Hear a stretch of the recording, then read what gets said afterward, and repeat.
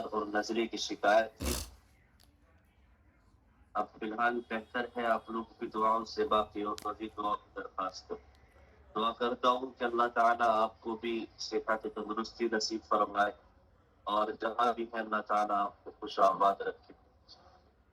ہم سبق کا آغاز کرتے ہیں. اس سے پہلے حدیث کے اسباب آپ کے سامنے آئے اور حدیث کے متعلق باتیں آئی. مفتی صاحب جی بہت زیادہ سلو ہے. تم آپ کا نیٹ کچھ آواز کٹ رہی ہے بہت زیادہ تمہاری، اور نہ ہی صحیح سے دکھائی دے رہا ہے. آواز کٹ رہی ہے. ہاں بہت زیادہ.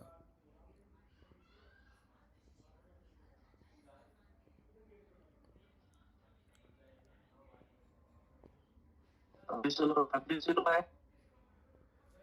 کٹ رہی ہے ابھی بھی. باقیوں سے پوچھ لیتا ہوں، کیا سب کو صحیح آواز آ رہی ہے؟ سب کو صحیح دکھائی دے رہا ہے؟ جی سب کہہ رہے. جی نرگس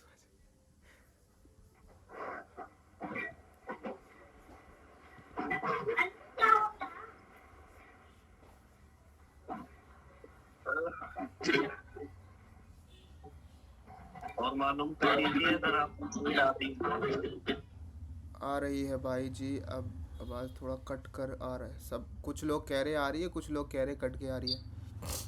اپنا ہاٹ اسپاٹ وغیرہ کس سے وائی فائی سے کنیکٹ کر لو، کوئی دقت نہیں ہے. کٹ کے آ رہی ہے سب بول رہے ہیں.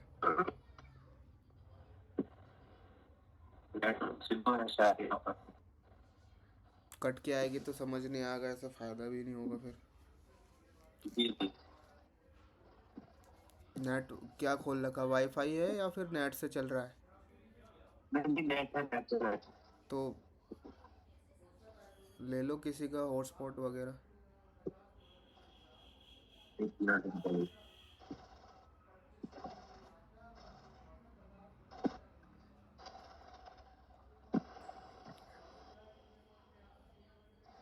کال دوبارہ کنیکٹ کر سکتا ہوں کیا؟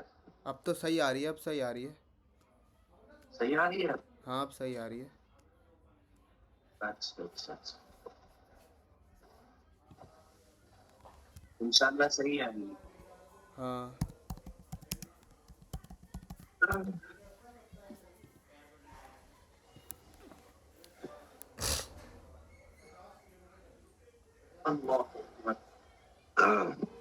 امید ہے انشاءاللہ اب صحیح آواز آئے گی. ہاں ہاں صحیح آ رہی ہے. صحیح آ رہی ہے آواز. ہاں اب صحیح آ رہی ہے. صحیح آ رہی ہے. بالکل بالکل اوکے اوکے. ٹھیک ہے. تو بسم اللہ الرحمن الرحیم.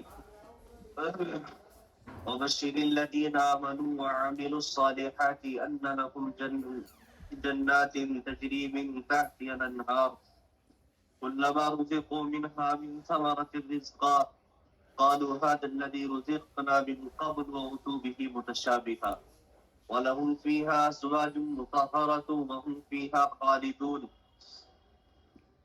ان آیات کا ترجمہ سب سے پہلے ہم لوگ دیکھ لیتے ہیں. آیات کا ترجمہ اس طرح ہے: اور مبشر الذین، اور خوشخبری دے دیجیے ان لوگوں کو، اور خوشخبری ہے ان لوگوں کے لیے جو ایمان لائے، وعملوا الصالحات، اور نیک اعمال کیے، ان لهم جنات تجری من تحتها الانہار، کہ ان کے لیے ایسے باغ ہوں گے، ان کے لیے ایسے باغیچے ہوں گے کہ جن کے نیچے سے نہریں جاری ہوں گی. کلما رزقوا منها من ثمرات الرزق، کہ جب جب ان کو پھل دیا جائے گا اور کوئی پھل ان کو کھانے کو دیا جائے گا تو وہ ایک کہیں گے قالوا هذا الذي رزقنا من قبل وأتوا به متشابها، کہ یہ تو وہی ہے، یہ وہی پھل ہے کہ جو ہم کو اس سے پہلے اس جیسا دے دیا جا چکا. وَأُتُوا بِهِ مُتَشَابِهًا وَلَهُمْ فِيهَا أَزْوَاجٌ مُطَهَّرَةٌ وَهُمْ فِيهَا خَالِدُونَ، اور ان کے لیے وہاں نیک صالح اور پاکیزہ بیویاں ہوں گی اور اس میں ہمیشہ ہمیشہ رہیں گے. اس سے پہلے اللہ رب العزت نے قرآن کریم کے اندر، آپ کو معلوم ہے کہ کن لوگوں کا تذکرہ کیا گیا اور کس طریقے سے ان لوگوں کی وضاحت پیش کی قرآن کریم نے. باقاعدہ اللہ رب العزت نے منافقین کی قرآن میں خود مثال پیش فرمائی ہے.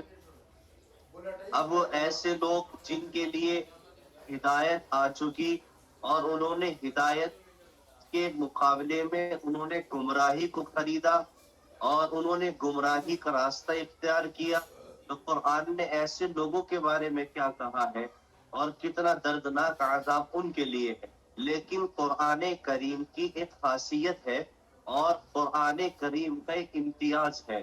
وہ امتیاز یہ ہے کہ جہاں جہاں اللہ رب العزت کافروں کی اور منافقین کی نہ ماننے والوں کے حالات کو بیان کرتا ہے، یعنی جہاں اللہ جہنم کو بیان کرتا ہے وہیں ساتھ ساتھ اللہ تعالیٰ جنت کا بھی تذکرہ فرماتا ہے اور جنت میں جانے والوں کا تذکرہ فرماتا ہے. تو چونکہ اوپر جو ہے اللہ رب العزت نے جہنم کو بتایا کہ اعدت للکافرین، کو کافروں کے لیے تیار کی گئی ہے اور کیسی آگ اس کے اندر ہے اور کس طرح کی سختی اس کے اندر ہے. وہ آپ کے سامنے بات آ گئی کہ کس طرح چھوٹا سا عذاب اتنا بھیانک ہوگا کہ اس کو ایک آگ کے جوتے پہنائے جائیں گے جس سے کہ اس کا سر ہانڈی کی طرح کھول رہا ہوگا. تو اب اللہ تعالیٰ یہاں سے ایمان والوں کے حالات کو بیان کر رہا ہے اور خوشخبری دے رہا ہے کہ تاکہ جو ایمان لے کر آئے، جو قرآن کریم کو پڑھتے ہیں اور قرآن کریم پر عمل کرتے ہیں، تو ان کے لیے اللہ تعالیٰ نے کیا انعام رکھا ہے وہ اللہ یہاں سے بیان فرما رہا ہے. کیا کہتا ہے؟ وَبَشِّرِ الَّذِينَ آمَنُوا وَعَمِلُوا الصَّالِحَاتِ، کہ اے محمد ان لوگوں کو خوشخبری دے دیجئے، انہیں خوشخبری بتا دیجئے کہ جو لوگ ایمان لے کر آئے، نیک اعمال کیے اور اللہ رب العزت کی بات مانی، اللہ کے رسول کی بات مانی، ان کے لیے کیا انعام ہے. اللہ کہہ رہا ہے ان لہم جنات تجری من تحتها الانہار، کہ وہ ایسے باغیچے میں ہوں گے کہ اس باغیچے کے نیچے سے نہریں جاری ہوں گی. ایسی جنت میں اللہ تعالیٰ ان کو دے گا کہ نہریں ان کی طرف سے بہہ رہی ہوں گی اور نہروں کے بہنے کی آواز ان تک آئے گی. پھر آگے اللہ تعالیٰ کہہ رہا ہے کہ جب جب انہیں کچھ کھانے کو پیش کیا جائے گا، میوہ جات کوئی بھی چیز ان کو دی جائے گی، تو وہ یہ کہیں گے کہ اس جیسا تو اللہ تعالیٰ ہمیں دنیا میں دے چکا ہے.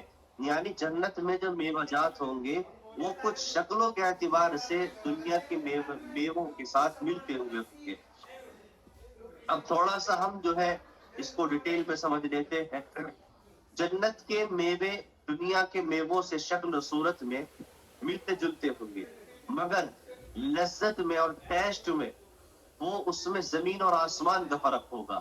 جو یہاں ٹیسٹ اور جہاں جو لذت دنیا میں ہے وہ بہت چھوٹی ہے، بہت کم ہے، لیکن جنت کے اندر جو میوہ جات ہمیں ملیں گے وہ زمین و آسمان کا فرق رکھیں گے اپنے اندر. اتنی لذت اللہ تعالیٰ ان کو دے گا اور ان میں کھانے میں اللہ تعالیٰ لذت رکھے گا. اگرچہ وہ شکلوں کے اعتبار سے ایک جیسے ہوں گے لیکن مزہ سب کا الگ الگ ہوگا، جدا جدا ہوگا. تو جب کسی میوے کو وہ دیکھیں گے تو کہیں گے کہ ہم تو اس سے پہلے اسی طرح کے میوے دنیا میں کھا چکے ہیں جو ہمیں اب دنیا میں اللہ تعالیٰ ہمیں جنت میں ہمیں دے رہا ہے. تو کہیں گے کہ وہی قسم ہے جو پہلے دنیا میں اللہ تعالیٰ یہ جنت میں کھا چکے ہیں، اور پھر چکھیں گے تو پھر اس کے بعد ان میووں کا مزہ ہی الگ پائیں گے وہ لوگ.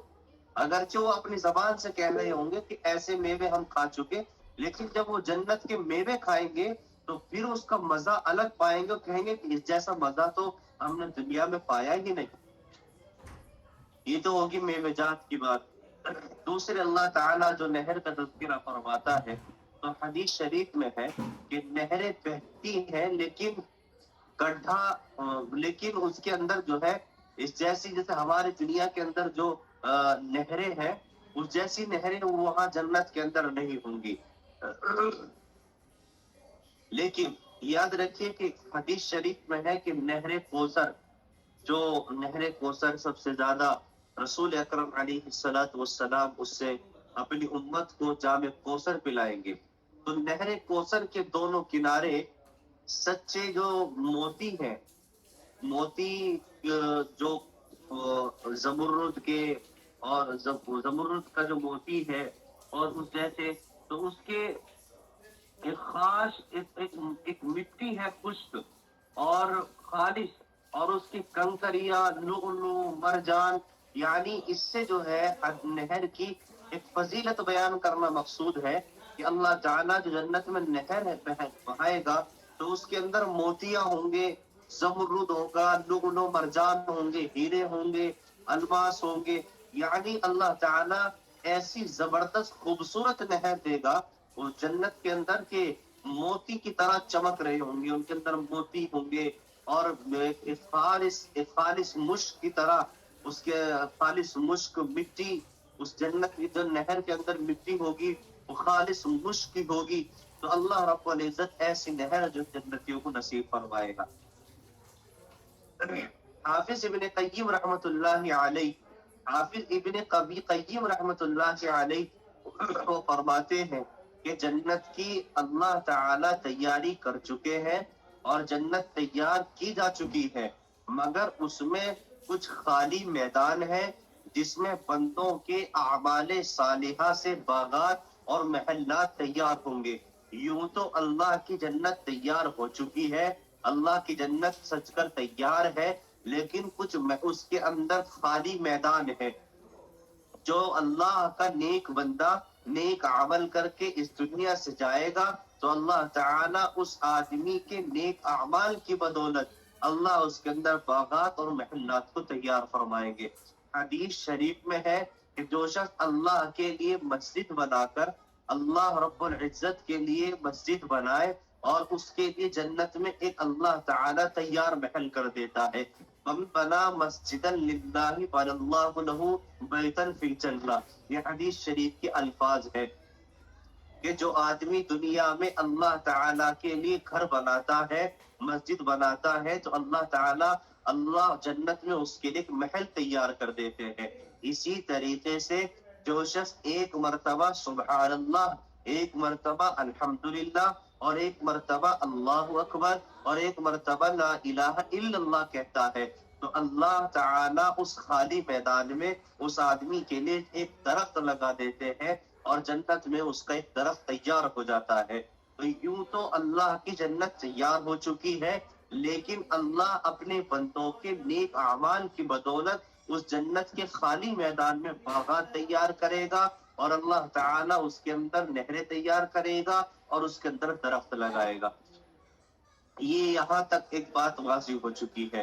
اللہ نے یہ ارشاد فرمایا وَلَهُمْ فِيهَا أَزْوَاجٌ مُطَهَّرَةٌ وَهُمْ فِيهَا خَالِدُونَ، کہ اللہ تعالیٰ نے جنت میں نیک بیویاں رکھی ہیں اور وہ اس میں ہمیشہ ہمیشہ رہیں گے۔ دیکھیے یہاں تین چیزیں جن کا جاننا ضروری تھا وہ بیان فرمائی ہے۔ اول تو یہ کہ یعنی تم کہاں سے آئے ہو اور تم کیا تھے، اور دوسرے یہ کہ کیا کھائیں گے اور کہاں رہیں گے، اور تیسرے یہ کہ ہمارا انجام کیا ہے۔ تو یاد رکھو جنت میں اللہ نے ان لوگوں کو پاک صاف بیویاں دی ہے، اور اس کا مطلب یہ ہے کہ دنیا کی تمام ظاہری، دنیا کی ساری رونقیں اور تمام اخلاقی گندگیوں سے پاک ہونے ہوگے وہ بیویاں اللہ تعالیٰ آپ کو نصیب فرمائے گا۔ اور اس کے اندر اور بہت زیادہ باریک ڈیٹیل ہے جس کا یہاں بیان کرنا مناسب نہیں ہے۔ علامہ بغوی رحمۃ اللہ علیہ فرماتے ہیں کہ حضرت جابر رضی اللہ تعالیٰ عنہ سے روایت ہے کہ جناب رسول اللہ صلی اللہ علیہ وسلم نے ارشاد فرمایا کہ جنتی سب کچھ کھائیں گے پیئیں گے، لیکن پیشاب، پاخانے، منہ اور ناک کی رشتے اور جملہ ناپاکیوں سے اللہ تعالی محفوظ فرمائیں گے اور اللہ تعالی پاک صاف کروا دیں گے، اور انہیں اللہ تعالی اپنی تعریف کرنے کا اور تسبیح الہام کر دی جائے گی، جیسے سانس کا آنا آج دنیا میں ہمارے لیے آسان ہے، ایسے ہی جنت میں انسان اللہ کی تسبیح بیان کرے گا، الحمدللہ کہے گا، سبحان اللہ کہے گا اور اللہ اکبر کے نعرے لگائے گا۔ اس طرح ہم دنیا میں اب سانس لے رہے ہیں، اسی طرح اللہ جنت کے اندر ایک انسان کو اپنی تحمید، اپنی تسبیح، اپنی تحلیل بیان کرنے کی اللہ تعالیٰ آسانی دے دے گا۔ اب یاد رکھیے کہ جس طرح ہم سانس لے رہے ہیں اسی طرح یہ چیز آئے گی، تو ان کا کھانا پینا اللہ تعالیٰ، اب سوال پیدا ہوگا کہ جنت میں اتنے مزے ہوں گے، اتنی ساری چیزیں انسان کھائے گا پیے گا، تو پھر اس کا ہضم کا نظام کیا بنے گا؟ تو اللہ نے اس کا نظام بتلایا، اور رسول اللہ صلی اللہ علیہ وسلم کے حدیث میں موجود ہے۔ فرماتے ہیں رسول اللہ کہ اللہ اس کے لیے ٹکار کا نظام فرمائے گا کہ جنتی کھانے کے بعد ایک ٹکار لے گا، جس سے اللہ تعالیٰ اس کے کھائے ہوئے چیزوں کو ہضم فرما دے گا، یہاں تک کہ اس کے منہ سے خوشبو آئے گی، اور مشک کی خوشبو اللہ تعالیٰ اس کے منہ سے پیدا فرمائیں گے۔ آپ ذرا تصور میں جا کر سوچئے کہ اتنی حسین جنت، اتنے حسین لمحات، اور اللہ کا اتنا بہترین نظام، اب کون ایسا بے وقوف ہوگا یا کون ایسا سست اور کاہل ہوگا کہ جو اس جنت کو کمانے کے لیے نہ دوڑے اور نہ محنت کرے، صرف اس دنیا کا ہی ہو کر رہ جائے۔ یاد رکھو کہ جنتیوں میں، جنت کے اندر جنتیوں کے بدن سے بھی اللہ تعالیٰ پسینے سے مشک کی خوشبو کو اللہ تعالیٰ پیدا فرمائے گا۔ اور اس حدیث کو جو میں آپ کے سامنے نقل کر رہا ہوں، مسلم نے روایت کیا ہے رسول اللہ صلی اللہ تعالیٰ علیہ وسلم کے حوالے سے۔ اسی طرح علامہ بغوی نے ایک اور حدیث حضرت ابو ہریرہ رضی اللہ تعالی عنہ سے روایت فرمائی ہے، اور وہ ارشاد فرماتے ہیں کہ رسول اللہ صلی اللہ تعالی علیہ وسلم نے فرمایا کہ جو گروہ جنت میں پہلے داخل ہوگا، جو گروہ جنت میں پہلے جائے گا، وہ اللہ رب العزت کے حکم سے ایسا چمکتا ہوا ہوگا، ایسا ستارے کی طرح چمک رہا ہوگا جیسے 14ویں رات کا چاند ہو، اور اس کے بعد جو داخل ہوگا وہ ایسا چمک رہا ہوگا، ایسا دمک رہا ہوگا جیسے آسمان میں سب سے زیادہ چمکتا ہوا ستارہ۔ جنتی پیشاب، پاخانے، تھوک اور اس جیسی آلائش سے پاک اور صاف ہوں گے، اور اللہ تعالیٰ ان کے درمیان جو ہے اس طرح کی چیزیں نہیں رکھے گا۔ اور یاد رکھیے کہ اللہ تعالیٰ نے ان کے لیے پسینے کو بھی مشک کی خوشبو بنا دیا ہے۔ اور اسی طرح اللہ رب العزت نے جنتیوں کے لیے آپس کے اندر ایک دوسرے سے حسد، کینہ، بغض، کپٹ، اس کو بھی ختم فرما دیا ہے، یعنی اخلاق ایک جیسے ہوں گے، یعنی سب ملنے جلنے ہوں گے، اور سب ایک دوسرے سے تعلق رکھیں گے۔ جیسے ایک شخص خود اپنے سے محبت کرتا ہے، اور آدمی اپنے سے لگاؤ رکھتا ہے اور بغض نہیں رکھتا، اپنے کو تکلیف نہیں پہنچاتا، ایسی ہی ان کی تمنائیں دوسرے کے لیے ہو جائیں گی کہ میرے لیے یہ میرا ساتھ رہنے والا ہے، اس طرح مجھے اپنے سے محبت ہے، ایسی مجھے اس آدمی سے بھی محبت ہے۔ یاد رکھو کہ اللہ رب العزت نے جنتیوں کی اتنی آرام اور آسائش بیان فرمائی ہے، اور اس قرآن کریم کی آیات کے تحت بیان فرمائی ہے، تاکہ ایمان والے خوش ہو جائے اور ایمان والے عمل کر کے اللہ سے راضی رہے اور یہ جنت کے لیے توڑتے رہے۔ یاد رکھو کہ حضرت ابو سعید خدری رضی اللہ تعالی عنہ جو ہے، وہ ایک روایت بیان فرماتے ہیں کہ جناب رسول اللہ صلی اللہ تعالی علیہ وسلم نے فرمایا ہے کہ اول جو گروہ، جو ایک جماعت پہلے جنت میں جائے گی، ان کے چہرے 14ویں رات کی چاند کی طرح چمک رہے ہوں گے، اور دوسرا گروہ ایسا ہوگا جیسے آسمان میں روشن ستارہ ہے، اور ہر شخص جو ہے اپنے ساتھ اللہ رب العزت کی حکموں سے، اللہ تعالیٰ کے تمام تر فضائل اور نعمتوں سے مالا مال ہوگا اور فائدہ اٹھائے گا۔ ایک چیز اور یہاں بیان کرنی ہے، وہ یہ ہے کہ ایک طویل حدیث میں رسول اللہ صلی اللہ تعالی علیہ وسلم کی ایک روایت حضرت جابر رضی اللہ تعالی عنہ سے مروی ہے کہ اللہ پاک جنت میں اپنے اور جنتیوں کے درمیان سے ایک پردہ اٹھائے گا، اور سب اللہ تعالی کی ذات پاک کی زیارت کریں گے۔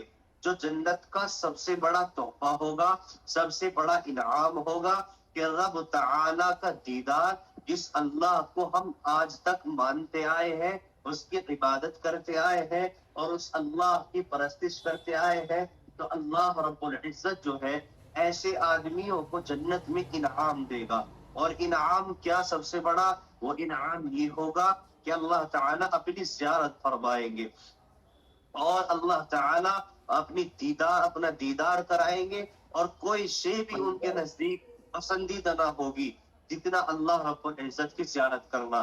رسول اکرم صلی اللہ تعالی علیہ وسلم نے اس آیت کو یعنی للذین احسنوا الحسنى وزیادہ یعنی نیک کاروں کے لیے حسنہ یعنی جنت میں اور زیادتی ہے. زیادتی سے مراد جو ہے اللہ کے رسول علیہ الصلوۃ والسلام نے وہ یہی رکھی ہے، اور وہ یہ ہے کہ اللہ رب العزت کی زیارت اور دیدار.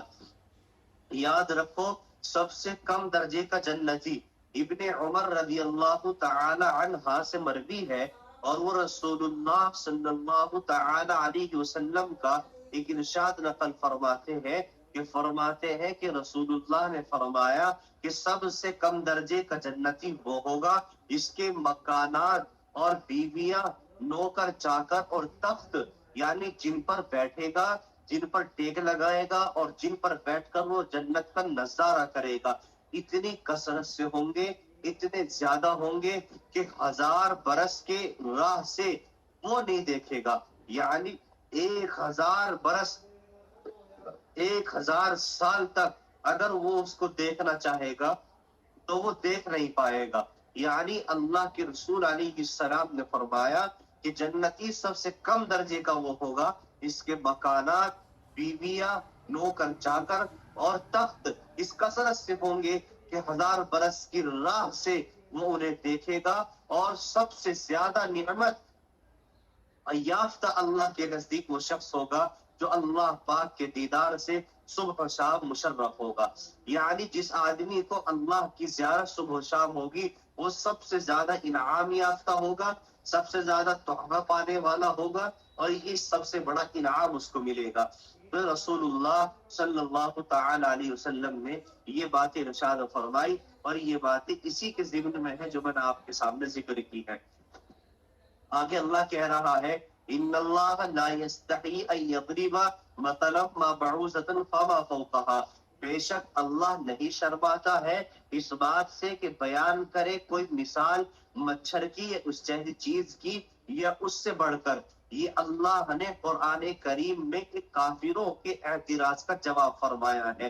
یہاں اعتراض کافروں کا ہے اور اللہ تعالی ان کافروں کے اعتراض کا جواب دیتا ہے.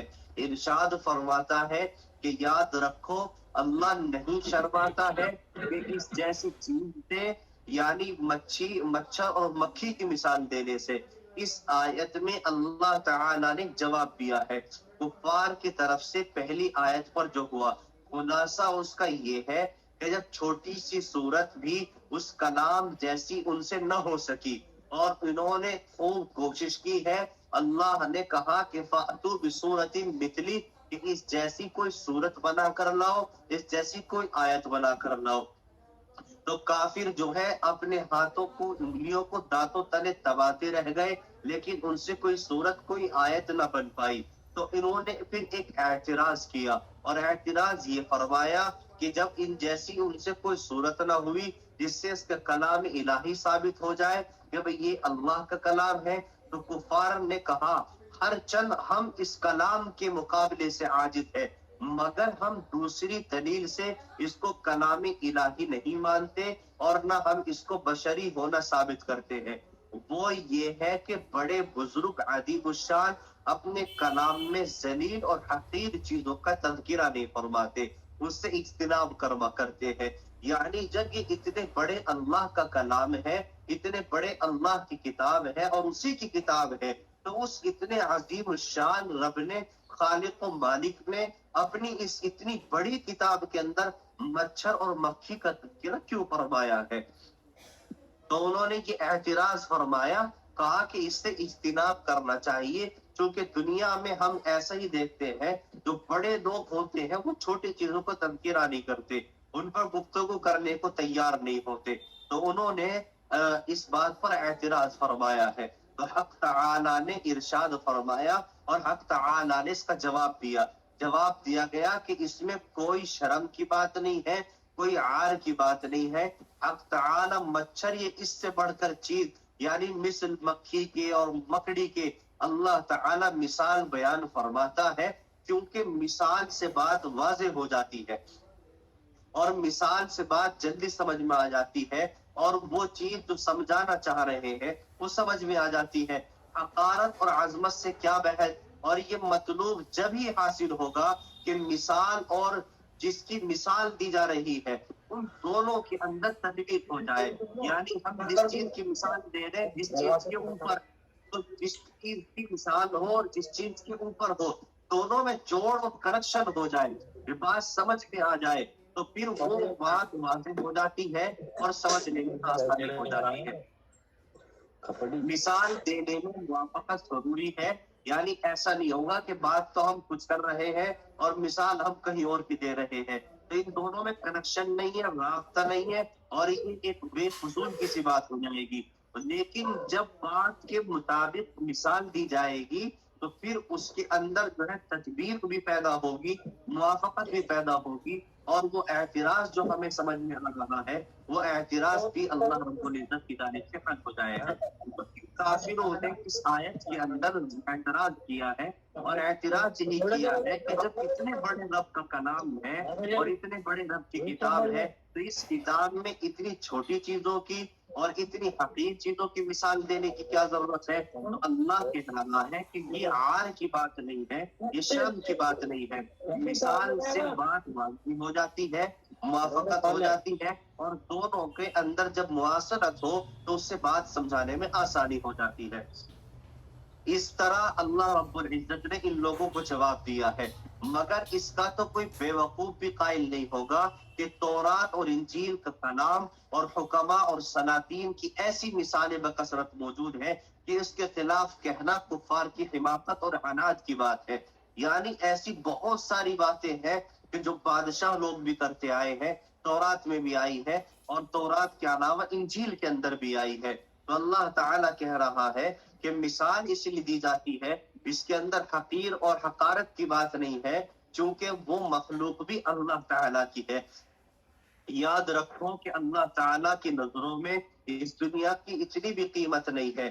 ان اللہ لا یستحیی ان یضرب مثلا ما بعوضۃ فما فوقها. اس آیت کے تحت جو ہے مفسرین اور کلام کرتے ہیں کہ ایک حدیث میں آتا ہے کہ اگر دنیا کی قدر، دنیا کی قیمت اگر خدا کے نزدیک ایک مچھر کے پر کے برابر بھی ہوتی تو اللہ تعالیٰ کسی کافر کو ایک گھونٹ پانی بھی نہیں پلاتا. معلوم یہ ہوا کہ آج دنیا کے اندر جتنی بھی عیش و عشرت کے سامان ہیں، دنیا پر حاکم ہے، کنٹرول ہے اور دجالی نظام ہے، تو اللہ رب العزت کے نزدیک اس دنیا کی قیمت ایک مچھر کے پر کے برابر بھی نہیں ہے. اور یہاں جو مثال دی ہے حضرت ربیع جو ہے اس مثال کی موافقت بیان کرتے ہیں کہ ربیع بن انس فرماتے ہیں کہ مچھر کی مثال اللہ تعالیٰ نے دنیا کے لیے بیان فرمائی ہے، چونکہ مچھر جب بھوکا ہوتا ہے تو بھوکا رہتا ہے تو زندہ رہتا ہے، اور جب وہ کھانا کھا لیتا ہے، خون چوس لیتا ہے تو موٹا ہو جاتا ہے، اور جب وہ موٹا ہوتا ہے تو مر جاتا ہے. اسی طرح جب دنیا والے دنیا کو کے حرص اور لالچ میں پڑ کر اتنی کما لیتے ہیں کہ ان کا پیٹ موٹا ہو جاتا ہے تو اس کے بعد وہ مر جاتے ہیں. تو یہ اللہ تعالیٰ نے مثال بیان فرمائی ہے. تو اس کے علاوہ اللہ نے آج ایمان والوں کو خوشخبری دی ہے، وبشر الذین آمنوا وعملوا الصالحات سے، کہ خوشخبری دے دیجیے ان لوگوں کے لیے جو نیک اعمال کرتے ہیں، تو ان کے لیے اس طرح کے باغات ہوں گے، نہریں ہوں گی. تو آج کے سبق کے اندر یہی خلاصہ ہے کہ نیک اعمال کرنے والوں کے لیے خوشخبری اللہ نے دی ہے، اور وہ یہی ہے کہ باغات ہوں گے، نہریں ہوں گی، اور کس طرح آرائش اور آرام کے ساتھ زندگی گزاریں گے. اللہ کا دیدار ہوگا، اللہ کی زیارت ہوگی، اور اس کے بعد اللہ رب العزت نے یہ ایک اعتراض کا جواب دیا ہے، ان اللہ لا یستحیی ان یضرب مثلا ما بعوضۃ فما فوقها سے، کہ اللہ تعالیٰ مچھر اور مکھی کی مثال دینے سے نہیں شرماتا، تم لوگ اس پر اعتراض کر رہے ہو، یہ تمہارا احمقانہ اور بیوقوفانہ انداز ہے. حالانکہ تورات اور انجیل اور سلاطین اور بادشاہوں کے کلام کے اندر اس طرح کی مثال ملتی ہے، لیکن اللہ تعالیٰ ایسی مثال دیتا ہے کہ جو جس پر مثال دی جا رہی ہے اس پر فٹ بیٹھتی ہے، تو اس سے بات اور واضح ہو جاتی ہے. اور بہت ساری چیزیں آپ کے سامنے آئی ہیں. اللہ سے دعا ہے کہ اللہ تعالیٰ عمل کی توفیق نصیب فرمائے. تو آج صرف اتنا ہی کافی ہے. طبیعت میری زیادہ بہتر نہیں ہے، تو کوئی آدمی سوال کرنا چاہے تو کر سکتا ہے فی الحال. جی السلام علیکم. وعلیکم السلام. جی حضرت میرا ایک کویشچن تھا جی کہ عورت کو نماز مطلب مسجد میں جانا منع ہے جی بالکل منع ہے. اور تم آپ کا مزار جانا منع ہے. جی بالکل. تو یہ مطلب ایسا کانسیپٹ کیوں نہیں ہے کہ مطلب عورتوں کا قبرستان الگ ہو اور جینٹس کا قبرستان الگ ہو؟ یہ تھوڑا ٹاپک سمجھ میں نہیں آتا. یعنی آپ کیا معلوم کرنا چاہ رہے ہیں کہ عورتوں کا قبرستان الگ ہونا چاہیے اور مردوں کا قبرستان الگ ہونا چاہیے؟ یہ ایسا کیوں ہے؟ یا عورتوں ایسا کو کیوں ہے؟ جی عورتوں سب جگہ یعنی سب جگہ مطلب منع ہے، تو عورتوں کو ایک جی ساتھ کیوں دفناتے ہیں مردوں کے؟ اچھا، عورتوں کو پھر مردوں کے ساتھ کیوں دفناتے ہیں؟ جی تو میرے بھائی، اللہ رب العزت نے زمین سب کی متعین کی ہے، اور قبر جو ہے وہ سب کے لیے متعین اور فکس ہے. وہ دنیا الگ ہے، یہ دنیا الگ ہے. اس کو عالم برزخ بولا جاتا ہے. یہاں انسان زندہ ہے اور یہاں اس پر کتنے کا اندیشہ ہے. مسجد ہو کہ مزار ہو یا اس جگہ اس جیسی اور کوئی جگہ ہو، عورتوں کو جو منع کیا گیا ہے وہ صرف فتنے کے اندیشے اور ڈر کی وجہ سے منع کیا گیا ہے. تو کیونکہ یہاں انسان زندہ ہے، اپنی جسم پر خود کو خود حکومت ہے، وہ کدھر دیکھ سکتا ہے، کدھر کچھ بھی کر سکتا ہے، لیکن مرنے کے بعد وہ مکمل تبدیل ہو جاتا ہے، اس کے بس میں کچھ نہیں رہتا. تو اس لیے وہاں کی دنیا الگ ہے، تین دنیا بنائے ہیں.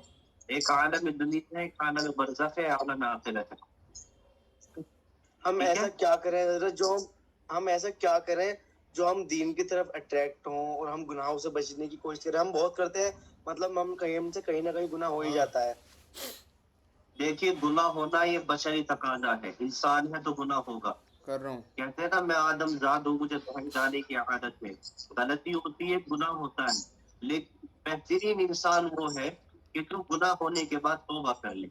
اور اللہ کو بہت زیادہ پیار آتا ہے اس بندے پر جو گناہ کرنے کے بعد توبہ کرتا ہے. اللہ تعالیٰ اس کو بہت پیار کرتا ہے، بہت زیادہ پیار کرتا ہے. تو آپ کو اگر گناہ ہو جا رہا ہے تو آپ توبہ کریے.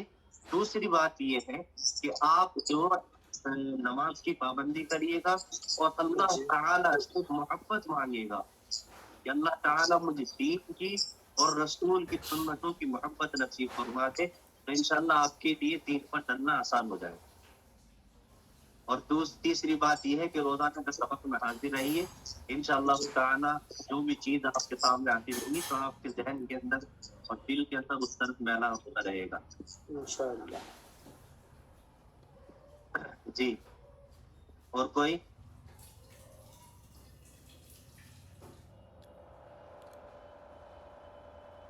ہمیں نماز کے اندر اتنے خیالی طور بہت نماز کے ٹائم پر خیال آنا، یہ کیسا ہوتا ہے؟ نماز کے اندر خیالات آتے ہیں، ہر ایک انسان کو آتے ہیں، لیکن اپنے خیال کا جو ایک روٹ ہے نا اس کو ہمیں الگ رکھنا ہے، اور وہ یہ کہ ہم اپنے اللہ کے بارے میں سوچیں اور جنت و جہنم کے بارے میں سوچیں. جتنا ہو سکے کوشش جو ہے، کیونکہ حدیث شریف میں آتا ہے کہ جب انسان نماز کی نیت مانتا ہے تو برابر میں شیطان کی نیت مانتا ہے. اور وہ جتنی دیر نماز پڑھتا ہے تو اس کو ذہن میں جو ہے وہ ادھر ادھر کے خیالات کو لے کر آتا ہے. تو اس لیے ہمیں اس سے بچ کر جو ہے جتنا ہو سکے کوچنگ جو ہے ہمیں اپنے اللہ کی طرف لگانی ہے، جنت اور جہنم اور قبر کے بارے میں، تو تاکہ ہماری نماز میں خشوع اور خضوع پیدا ہو سکے. یکسوئی جسے کہتے ہیں، یعنی کہ ذہن پورا اس طرف آ جائے. آنکھ بند کر کے نماز پڑھ سکتے ہیں ہم؟ آنکھ بند کر کے دیکھیں، پہلی کوشش تو یہ کریں کہ ہم جہاں سجدہ کرتے ہیں اس جگہ ہم نظر رکھیں، اور کوشش یہی ہو کہ ہم وہی دیکھیں. لیکن اگر آپ کی آنکھ بند کرنے کے بعد ذہن نہیں پھٹکتا ہے، آنکھیں بند کرنے کے بعد آپ کی نماز میں خشوع خضوع پیدا ہو جاتا ہے اور ذہن ادھر ادھر نہیں جاتا تو بے شک آپ نماز پڑھ آنکھیں بند کر کے نماز پڑھ. میرا جو سوچنا ہے آپ بتاؤ میں غلط تو نہیں سوچتا. میں سوچتا ہوں اگر میری آنکھیں کھلی ہوئی ہوتی ہیں تو مجھے الٹے سیدھے خیال آتے ہیں, اور جب میں اپنی آنکھیں بند کر لیتا ہوں تو مجھے ایسا لگتا ہے کہ ملک الموت میرے سامنے بیٹھے ہیں. اس ٹائپ سے سوچتا ہوں میں کہ اپنا دھیان بالکل اگر نماز آنکھیں بند کر کے آپ کو کچھ خضوع پیدا ہو رہا ہے تو آپ بالکل آنکھیں بند کر کے نماز پڑھ سکتے ہیں, کوئی دقت نہیں. جی کوئی اور معلوم کر رہا ہے؟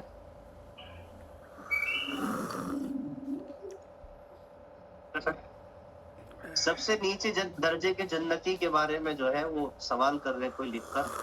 سب سے نیچے درجے کے جنتی کے بارے میں جو بات آئی ہے نا رسول اللہ صلی اللہ تعالی علیہ وسلم نے کہ 1000 راہ, شاید آپ کے سمجھ میں نہیں آیا, یعنی راستے, راہ مانے راستے ہوتے ہیں, 1000 سال جو راستہ ہے اس کو دیکھ پائے گا, اور پھر جو ہے اللہ رب العزت نے وہ جنت کی ساری نعمتیں اس کو دکھائے گا.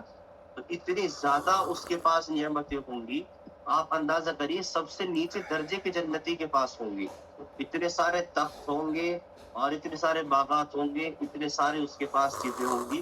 تو اللہ رب العزت, لیکن اس کو دیدار جو ہوگا وہ سب سے بڑی نعمت ہوگی, دیدار اللہ رب العزت کا.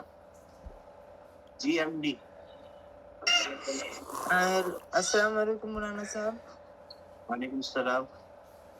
مولانا صاحب میرا یہ سوال تھا کہ جیسے کہ پیٹ بھر کے جیسے کہ ناشتہ یا کھانا کھا سکتے کہ نہیں؟ سمجھ میں نہیں آیا بھائی, تھوڑا آواز تیز سے بولے. میں بولنا چاہ رہا تھا کہ جیسے کہ اب میں ناشتے میں 5 روٹی کھاتا ہوں تو کیا کم کرنا چاہیے کہ رہنے دینا چاہیے؟ میں نے کچھ مولانا کہتے ہیں کہ دیکھو 2 بھائی کھانا چاہیے. سنو. رسول اللہ صلی اللہ تعالی علیہ وسلم نے جو ہمیں زندگی دی ہے, اور ان کی زندگی جب پڑھتے ہیں تو اکثر وقت فاقے کا گزرتا ہوا نظر آتا ہے, ٹھیک ہے. اور رسول اللہ کی تعلیم کے مطابق جو ہے کہ کم کھانے سے ایمان کی قوت میں اضافہ ہوتا ہے. زیادہ کھانا جو ہے اللہ کے رسول علیہ السلام نے پسند نہیں فرمایا, بلکہ ارشاد فرمائے کہ تمہارا پیٹ بھرنے لگے اور قریب ہو جائے پیٹ بھرنے کے تو پھر چھوڑ دو کھانا, ایک حصہ باقی رہے. دوسرا, ایک اللہ کے رسول علیہ السلام نے ایک آدمی کو دیکھا کہ موٹا آدمی تھا, اس کا پیٹ بھی موٹا تھا. تو رسول اللہ نے کہا کہ اتنی اگر محنت یہ اپنے بدن پہ کرتا یا ایمان پکڑتا تو اس کی اور شان ہوتی. تو زیادہ کھانا جو ہے انسان کے ایمان کو کمزور کرتا ہے اور فکر کو بڑھاتا ہے, دل کمزور کرتا ہے. کم کھانے کے اندر جو ہے عافیت بھی ہے, اور معدے کے لیے بھی عافیت ہے. اور ایک معدہ ایسی چیز ہے کہ جتنا اس کو عادی بناؤ گے اتنا عادی بنے گا. آپ کم کھانے کے عادی بناؤ تو یہ کم کھانے کا عادی بنے گا. تو اس لیے کم کھاؤ, کم کھانے سے عافیت بھی ہے اور سکون بھی ہے. اسی لیے رسول اللہ مہینے کے 3 روزے رکھتے تھے, 3 روزے رکھتے تھے. اور رمضان کا جو ہمیں مہینہ دیا گیا ہے اس کے اندر ایک یہ بھی اس کے اندر کانسیپٹ ہے کہ بھوکا رہو تاکہ آپ کے دل کے اندر جو ہے قوت ایمانی مضبوط ہو. سومو تصیحو, کہ تم روزہ رکھو صحت مند رہو گے. تو اس لیے کم کھاؤ بھائی, کم کھانے کی عادت ڈالو.